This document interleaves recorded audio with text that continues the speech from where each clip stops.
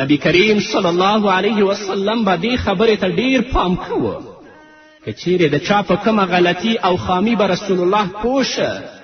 نو هغه کس به په داسې طریقې باندې د خپلې خامي او د خپلې نیمګړتیاوو ته متوجه کوه چې په هغه به بده نه لګېدله او د هغه جذبات به هم نه مجروح کېدل. رسول الله صلی الله علیه وسلم به د یوې مناسبې موقع او فرصت نه استفاده کوله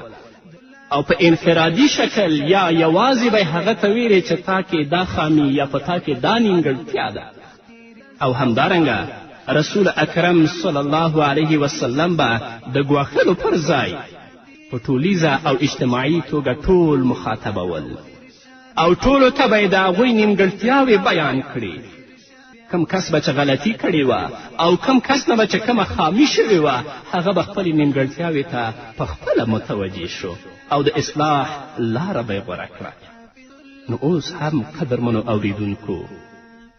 دا د رسول اکرم صلی الله علیه وسلم د تربیت او د روزنې طریقې دي. که تاسو په چا کې کومه نیمګړتیا وینئ یا تاسو په چا کې کومه خامي وینئ په لوی مجلس کې هغه ته د هغه یادونه مه کوئ ځکه دا په هغه باندې بد لګیږي او د هغه جذبات مجروح کیږي، د هغه جذبات زخمی کیږي.